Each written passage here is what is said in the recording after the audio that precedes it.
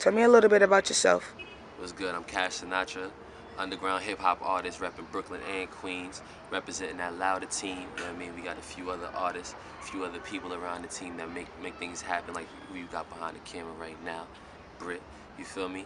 We just a movement, just trying to get off the ground, artists, and we just trying to make our brand known, first in the city, and take it wherever it goes after that.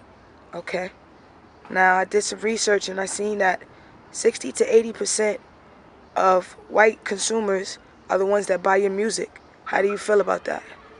I mean, it makes sense because it's like they always say that our own kind don't support ourselves.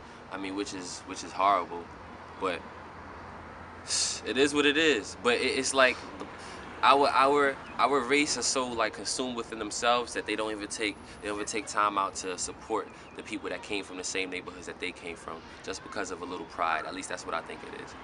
Okay. But it's pretty sad. I would say that's how I feel about it. Because you don't relate to white people, how do you feel about the fact that they're the ones who buy most of your music, most of hip hop? I mean, it makes sense because they don't live that lifestyle, and it's like, all right, this person does live this lifestyle, and I never seen that. I was never in this neighborhood, so let me get this music to kind of live through them and experience that because I seen them on TV and it looks pretty cool. At least that's what I think the white people are thinking when they go and buy our music because they can't relate. So it's like, all right, I'm gonna relate this way because I think this person is cool. So I accept it. I like it. Okay. Do you think this, like, you know how record labels, once you get signed, they want you to speak a specific way or put out specific lyrics, but if that's not what you want to do, how do you feel about that? Because you have artists such as Nicki Minaj who started from the, like, basically from where you are, and she rapped about gutter shit and raw shit, and now she's doing pop, she's doing other genres of music. How you feel about that? I mean, I always tell the people when somebody asks me that, I always tell them when I'm signing that dotted line, I want to make sure I have all creative rights to my things because I want to be me at the end of the day, and I don't want anybody to change me. And if I do change, which might happen because I might live a different lifestyle, which does happen with certain artists, I might switch over and do it on my own. But I don't really like that whole record label trying to take control of your character. So I would make sure I get that out of the way at the table because I got some good stuff. I could speak and make people relate to me all crazy. So it's like I know I could deliver something. Okay, so you're a firm believer in, like, branching off and doing what it is that you want to, like, that you want to do. Yeah, definitely. Because at the end of the day, it's about expanding. You don't want to just be in the same spot forever. Even if you're rapping this way, you're not connected to a certain amount of people. So it's like, how am I gonna connect to the next person? It's not. You don't want to stick with one crowd. So I'm with the branching off. Okay. All right, bro. So, quick question. Hmm. Let's say a record label hears you on the street, you're an independent artist, and you rapping some hardcore raw shit, like some real gutter shit, like struggle, don't know what it's like to really have a 9 to 5, a steady one. Okay. All right, but you know about that block and you know what it's like to hustle to get yours. You think if they sign you to that label, that they would want you to stay in the content in which they got you, or would they want you to switch it up?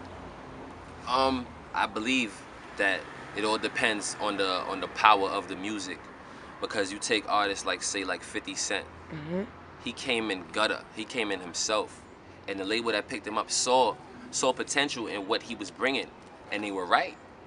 So they brought him in as that gutter artist, but they still made him work, and he was still able to be himself. So with that being said, I would say it all depends on the power of the music. Like if the music is strong, they take you in, they accept it. All right, cool. But if it's not that strong, and they want to push you in a different way because they see something else for you, I don't see no problem with that because it all depends on the power of the music. Okay. What was your upbringing like when you was growing up? How was your childhood? Oh man, being in East New York, it's like I was exposed to so many things.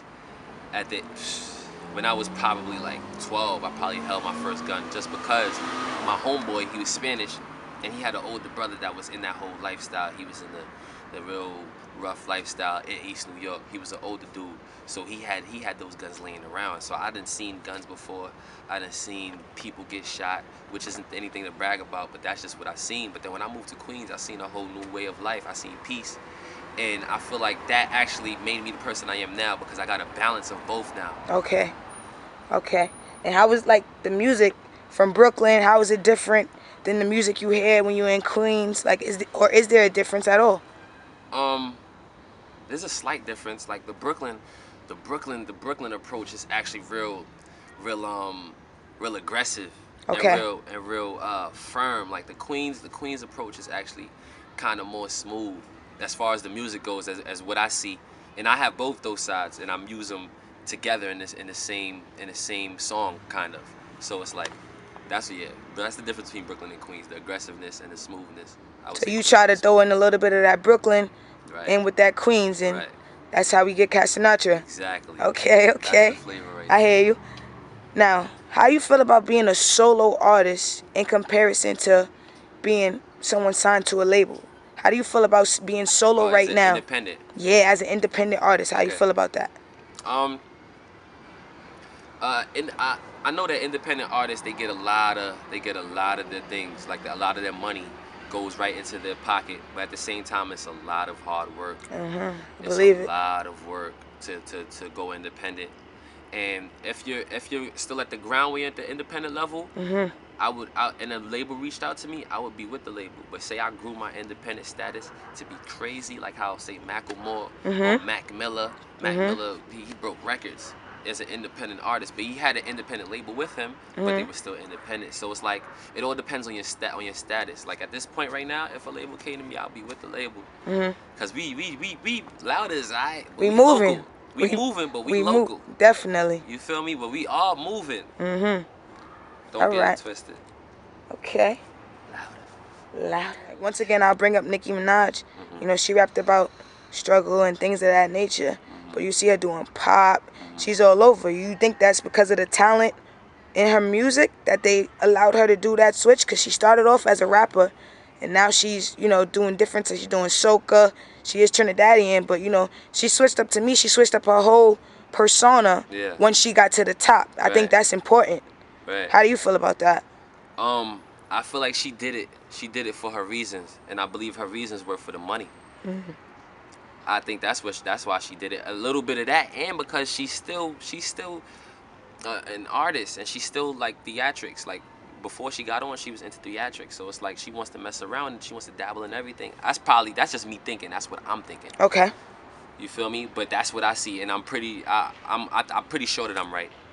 But that's why I think that's why she did that. But it all depends on the power of the music. Facts. One more question. How you feel about being an independent artist versus a mainstream artist with exposure? Can you give me some differences between the two? I know for one is, you work for yourself, whatever shows, gigs you get, that goes in your pocket as you explained earlier. But give me some real differences between being a mainstream exposed artist Okay. and a solo independent artist. All right. Let's say an independent artist, they won't be able to connect to that Grammy audience. They won't be able to connect to that MTV audience. I mean, they do, but say the award shows, you want to get into you want to start building a rap. Damn, I'm missing the word. But you want to build something behind your music. You want to have something to show for it. So as far as being an independent artist, is really I don't think there's any independent artist that can get on the Grammys or something like that. But another thing is just getting in the right places, getting interviews with certain people, and just getting that extra push. That's what that label provides because they got Okay. the links to everything. Yeah. Independent, you have to go get those links yourself, and you have to Okay. make those links yourself or with the team around you. So that's the real difference. The politics behind it. When you're on a record label, you have some other people to think for you. So it's like it makes it kind of easy on your music. Okay. So you have time to focus on your music. When you're independent, you might have to think about all different types of things. So it's like it kind of brings a little weight off your shoulders. But it goes either way. If you want to work hard to make that money, You could be the independent. But if you want to get a little slack on yourself and you still want to shine and do your thing, you could do the record thing.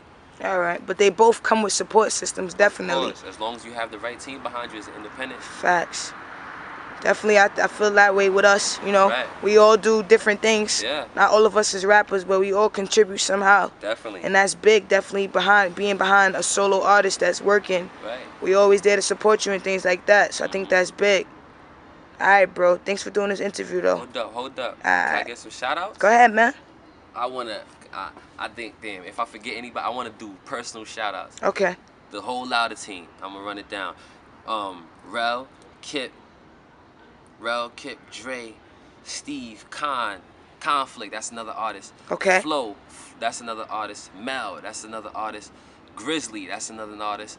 Nixon, our cameraman. Britt behind the camera. Geo behind the scenes. Steve, behind the scenes also. Am I missing anybody, sis? Nah, bro. I think that's about everybody. Okay. That's just, all right, just let everybody in. Yeah. But that's... Oh, yeah, and the DJ Polo. DJ Polo, wow, my bad. It's all right. Definitely can't forget DJ Polo. It's all right. We got a strong Wayne, team behind you, though. We got Queens, we got Brooklyn. Definitely. The whole team. If I forgot anybody, it's not on purpose.